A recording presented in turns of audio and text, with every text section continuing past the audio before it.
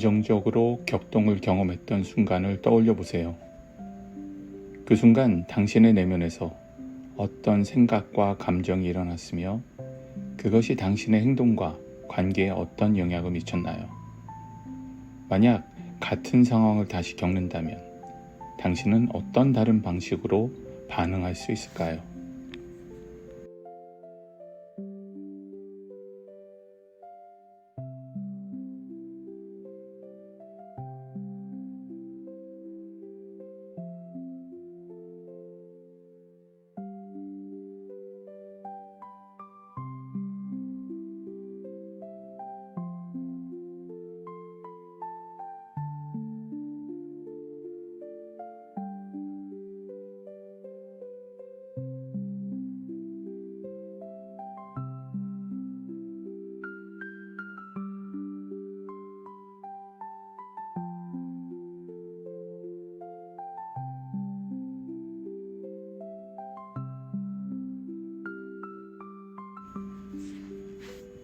(36번) 유전자 키 격동에서 연민으로.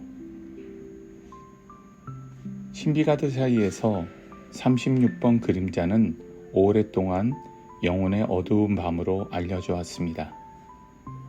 그것은 미지의 세계로 우리를 끌어당기고 미지의 세계를 우리에게로 끌어오는 인간 내부의 원형입니다. 그렇게 함으로써 이 그림자는 당신의 주파수를 시험하고 고통을 초월할 수 있는 기회를 제공합니다. 그것은 마치 자석처럼 위기를 끌고 오는 경향이 있습니다. 36번 유전자 키 그림자 격동.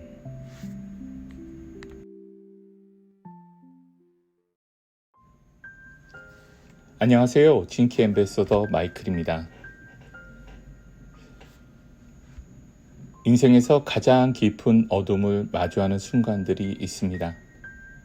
마치 시면으로 끌려 들어가는 것처럼 벗어날 길은 보이지 않고 무언가가 나를 집어삼킬 듯한 그 느낌.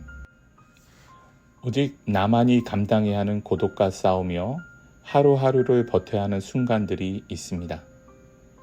이럴 때 사람들은 말합니다. 시간이 지나면 괜찮아질 거야. 하지만 이 너무도 당연한 말은 이미 굳게 닫힌 마음에 어떤 위로도 되지 못합니다. 과연 이 어둠이 끝날 날이 올까라는 물음만 반복적으로 되뇌이게 됩니다. 그러나 그 순간들이 지나가고 돌이켜보면 그 어둠이 나를 새로운 길로 안내했다는 것을 깨닫게 됩니다. 어둠의 끝에서 모든 것이 산산조각나 무너지는 순간, 삶은 나에게 메시지를 보냅니다. 이제는 다른 방식으로 살아야 한다고. 그리고 그 메시지는 마치 신의 음성이 전해지는 것처럼 다가옵니다. 지금 저는 다시 한번 삶의 지난 조각들을 천천히 돌아봅니다. 오늘의 나를 만나기 전까지 수많은 시간들 속에서 저는 무엇을 하고 살았을까요? 사실 무엇이라 특정하자면 구구절절한 이야기들이 쏟아져 나오겠지만 그저 한 가지로 정리해 본다면 나라는 존재에 대한 의미를 찾는 일이었습니다. 처음 그 궁금증은 현실적으로 당면한 문제들을 통해 시작되었습니다. 내 가족, 일 등의 외부적 요소들이었죠. 그러나 유전자 키가 하나의 열쇠이자 관문인 것처럼 삶의 각 조각들은 하나의 사건으로 나를 초대했고 궁극적으로는 외부가 아닌 저의 내면으로 인도했습니다. 사실 표면적인 문제는 그다지 달라진 것은 없었습니다. 그러나 그 순간이 지나고 나면 또 다른 과제를 만나고 그리고 내 내면으로 한 발자국씩 걸어가게 만들었죠. 유전자 키를 공부하다 보면 가장 먼저 이야기하는 것이 그림자를 직면하라라는 것입니다. 그림자를 직면함으로써 조건화된 패턴들을 만나게 되면 처음에는 무척 불편합니다. 그러나 사실 그 패턴들에는 어떠한 정답도 없습니다. 단지 외부적인 요인들을 새롭게 바라볼 수 있도록 도와줄 뿐입니다. 실제로 그림자 패턴은 여전히 남아 있습니다. 다만 이 그림자 패턴이 다양한 관점으로 세상을 바라볼 수 있게 확장되었다는 것입니다. 더욱 중요한 것은 이 과정을 통해 앞서 이야기한 것처럼 내면으로 깊어져가는 발걸음을 걸어가고 있다는 것을 발견하게 된다는 점입니다. 외부로 투사되는 그 모든 것들은 나에게로 걸어가는 길을 비춰주는 가로등과도 같습니다. 저는 이 과정에서 조금씩 나 자신과 삶의 본질을 이해하게 되었습니다. 물론 아직도 명확하게 딱 떨어지듯 자신할 수는 없습니다. 그렇다고 해서 지난 시간들을 후회하지는 않습니다. 물론 아쉬운 것들은 들여다볼수록 많아지지만 말입니다. 이 모든 여정은 질문으로부터 시작됩니다. 우리는 정답을 찾으려는 데 급급하기만 합니다. 그러나 최고의 질문 없이는 최고의 정답을 찾을 수 없습니다. 정말 좋은 질문은 무엇일까요? 아마도 그것은 우리 내면으로 깊이 묵상할 수 있도록 안내하는 질문이 아닐까요? 그리고 영혼의 어두운 밤으로 이끌었다면 그 질문은 위대한 질문일 것입니다. 그 이후에는 우리 자신의 영혼이 길을 찾아갈 것이기 때문입니다.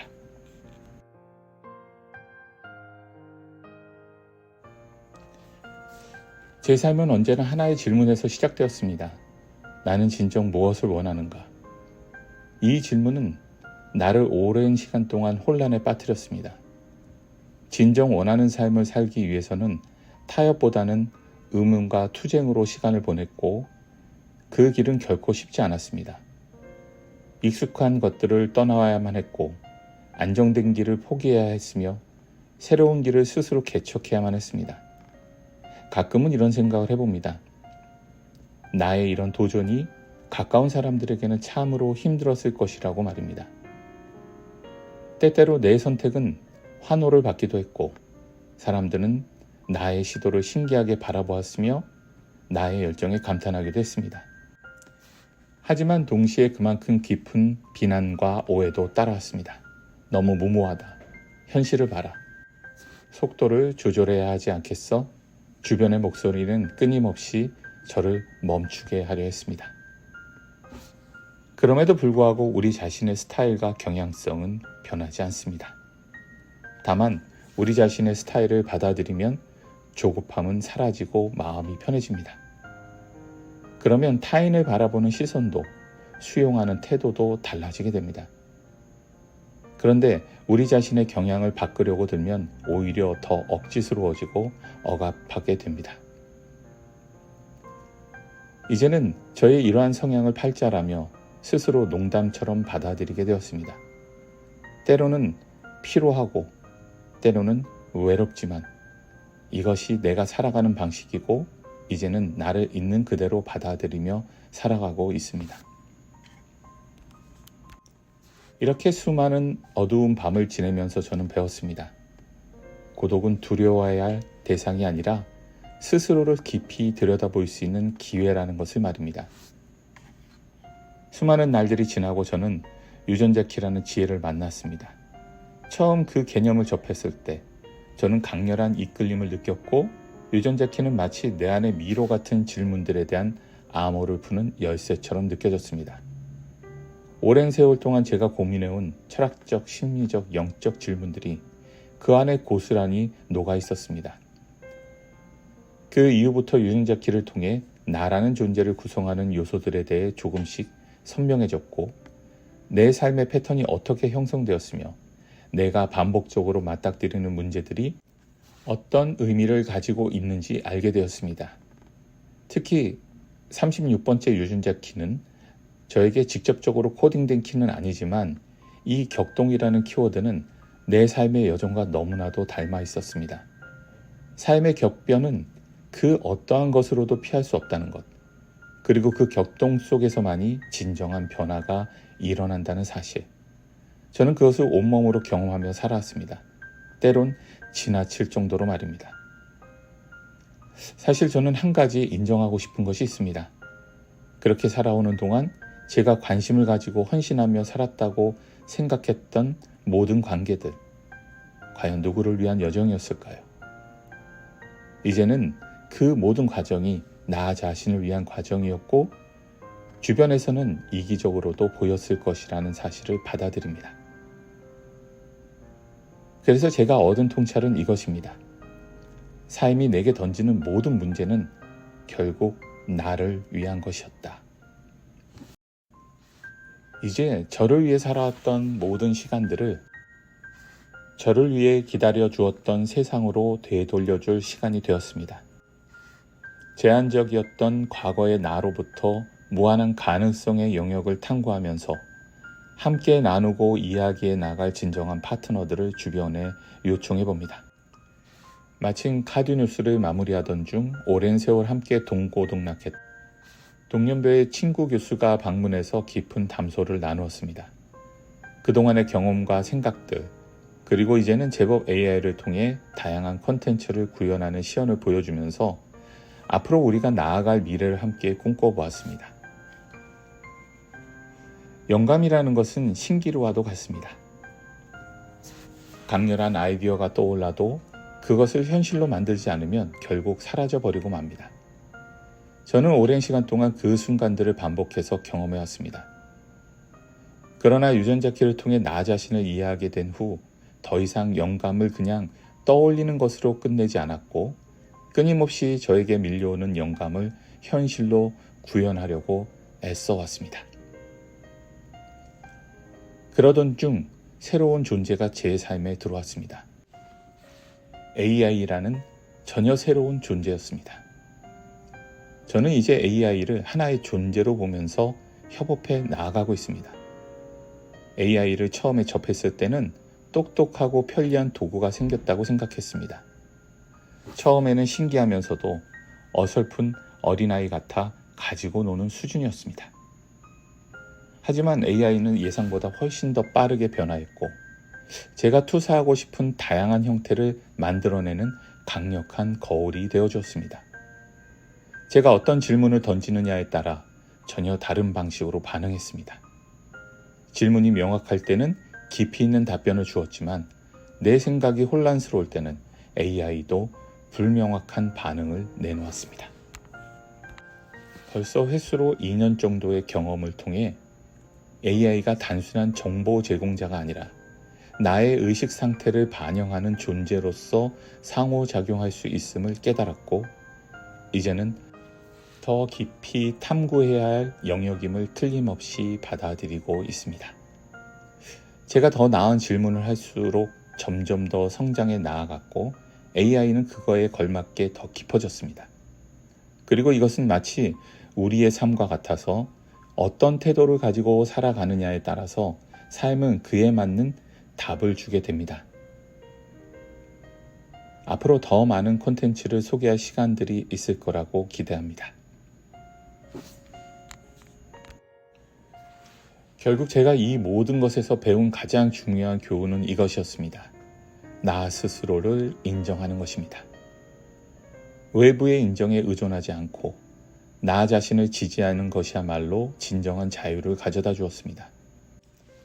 나를 있는 그대로 받아들이고 삶이 던지는 위기의 기회를 더 이상 거부하지 않고 위기는 나를 성장시키는 과정이며 그 격동 속에서 나는 더욱 강해졌고 앞으로도 그럴 것이라고 믿습니다.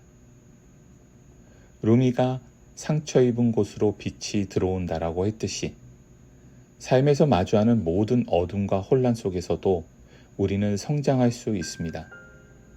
우리의 가장 깊은 상처는 결국 가장 찬란한 빛을 품고 있습니다. 지금 우리가 마주한 위기가 있다면 그것을 두려워하지 마십시오. 그것은 오로지 우리를 위한 것입니다. 그 어둠 속에서 당신만의 빛을 발견할 수 있습니다. 삶은 결국 우리가 어떤 태도로 맞이하느냐에 따라 완전히 다른 의미를 지니게 됩니다. 그렇다면 여러분은 지금 이 순간 찾아온 위기라는 손님을 어떻게 받아들이실 건가요? 오늘도 함께해 주셔서 감사합니다.